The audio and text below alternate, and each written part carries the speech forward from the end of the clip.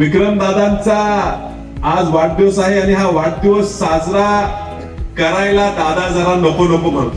लोकांचे उपयोगी येतील असे काम करण्यासाठी विक्रमदादा अहोरात्र झटत असतात. आणि विक्रमदादा सुद्धा हा दिलदार जत तालुक्याच्या दिलदार आमदार आहेत. जतचे विधानसभेचे आमदार विक्रमदादा आहेत. पुढेही विक्रमदादाच राहणार आहेत. आपल्या सर्वांचे लाडके आमच्या सांगली जिल्हा काँग्रेस कमिटीचे अध्यक्ष आणि आपल्या जत विधानसभाचे प्रतिनिधी विक्रमदादा सावंत यांच्या वाढदिवसानिमित्त आयोजित आजच्या कार्यक्रमासाठी प्रमुख अतिथी अध्यक्ष म्हणून लाभलेले राज्याचे माजी मंत्री आमदार सतेज उर्फ पाटील साहेब, ज्यांनी आताच काही वेळापूर्वी चांगलं कार्डित भाषण करून आपल्या जत तालुक्यातल्या सर्व लोकांना आनंद दिला. ते माजी उपमुख्यमंत्री लक्ष्मणजी सौदी साहेब यांचे चिरंजीव चिन्मानंदजी सौदी, उपस्थित विक्रम दादा, उपस्थित जितेश भैया, शिवानंद मंगळजीवन सर, बाबासाहेब कोडक, अपराय बिराजदार, बसू काका बिराजदार, नाना शिंदे, रावसाहेब पाटील उपसभापती, शशी नागे, आनंद नलोडे, संजय बापू हजारे, मनोज दादा सरगर, नंदकुमारजी शेळके, कोल्हापूर जिल्हा बँकेचे संचालक भैयाजी शेळके, उपस्थित महादेवजी पाटील, सरदार पाटील, संजयजी सावंत, उपस्थित सर्वच मंचावर भरपूर उपस्थित काँग्रेस पक्षाचे आणि विक्रम दादांवर खास करून प्रेम करणारे भूपेंद्रजी कांबळे व प्रेम करणारे सर्व कार्यकर्ते, जत तालुक्यातून कानाकोपऱ्यातून आलेले बंधू भगिनी आणि मित्र, विक्रमदादांचा आज वाढदिवस आहे आणि हा वाढदिवस साजरा करायला दादा जरा नको नको म्हणतो.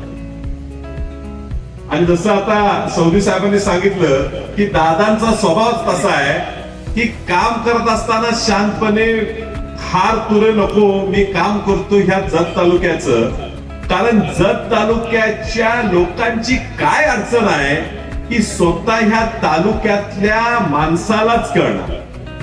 कष्टातनं दुष्काळी परिस्थितीतनं विक्रम दादांचं कुटुंब सुद्धा पुढे आलेलं आहे. त्यामुळे त्यांना खरी तळमळ ही सामान्य माणसांची माहिती आहे.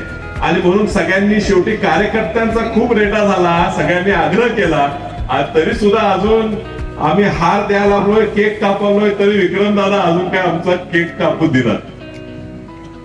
मी जवळून पाहिलेलं आहे कसं असते. प्रत्येक आमदार खासदार राजकीय माणसाचं प्रयत्न असतो की जे काही काम करायचं ते काम कमी, म्हणजे आता दुर्दैवानं पंतप्रधान पण त्याच पद्धतीनं कामकाज करतात की दिखावा जास्त आणि काम कमी.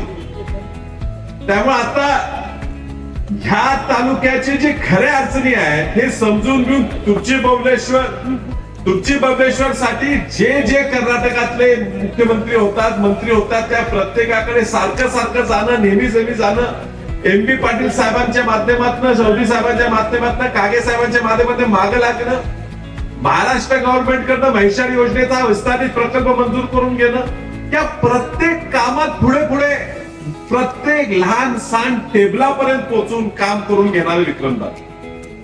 मोठेपणाची गरज नाही. आज खासदार ह्या पूर्ण प्रक्रियेत गायब होते. काल पहिल्यांदा खासदारचं पहिलं स्टेटमेंट आपल्याला ऐकायला मिळालं बंटी दादा की आम्ही पंतप्रधानांना आणणार आहे, उद्घाटन करा.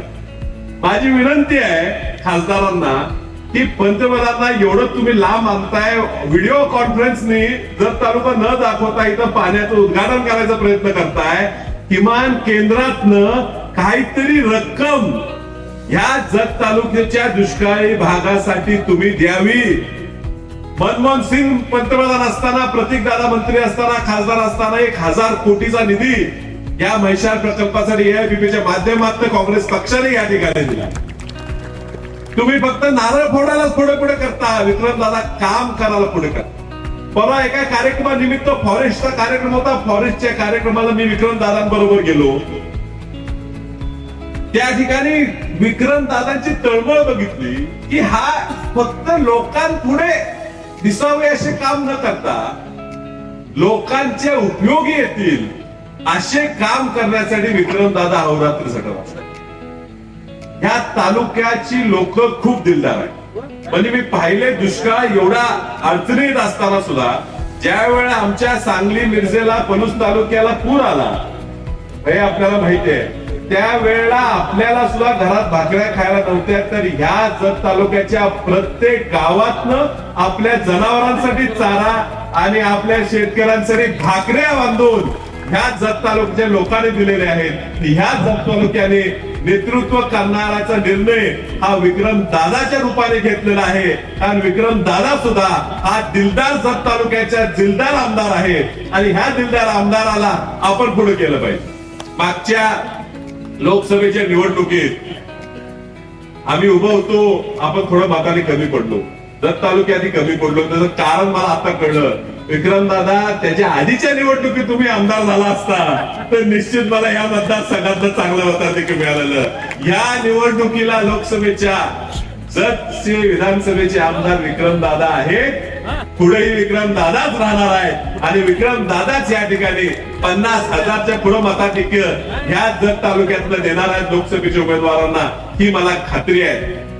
येणाऱ्या पुढच्या निवडणुकीच्या दृष्टीनं सुद्धा आपण सगळ्यांनी विक्रम दादाच्या पाठीशी राहायचं गरजेचं आहे. आपल्यासाठी राबणं, आपल्यासाठी कष्ट करणारा आपल्यातलाच पोरगा म्हणून तरुणांपासून वयोवृद्धांपर्यंत प्रत्येकाला जवळ करून त्याचं काम करणारा नेता पुन्हा आपल्याला मिळणार नाही. विक्रम दादा सारख्याला त्यांना चांगली नोकरी होती, घरची परिस्थिती चांगली झाली असती, पुण्या मुंबईत चांगलं राहिले असते, पण ते सगळं सोडून तुमच्या सगळ्यांच्या अडचणी समजून घेऊन तुमचं दुःख पाहून त्यांनी सगळं सोडून आज ह्या ठिकाणी जत तालुक्यात अहोरात्र राबतात. विक्रमदादाच्या पाठीशी वसंतदादा घराणा आहे, कदम घराणा आहे, काँग्रेस पक्ष पूर्णपणे विक्रमदादांच्या मागे आहे.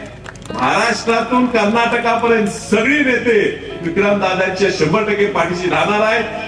त्यामुळे विक्रमदादा पुन्हा एकदा तुम्हाला वाढदिवसाच्या शुभेच्छा देतो. आज चौधरी साहेबांनी खूप छान कारणीत भाषण केलं, सगळे लोक खूप खुश झाले. मला पण आता वाटायला लागलं की पुढच्या वेळी थोडं कारणीत शिकूनच भाषणाला यावं.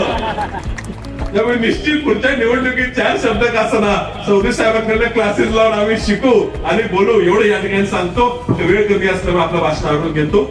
जय हिंद.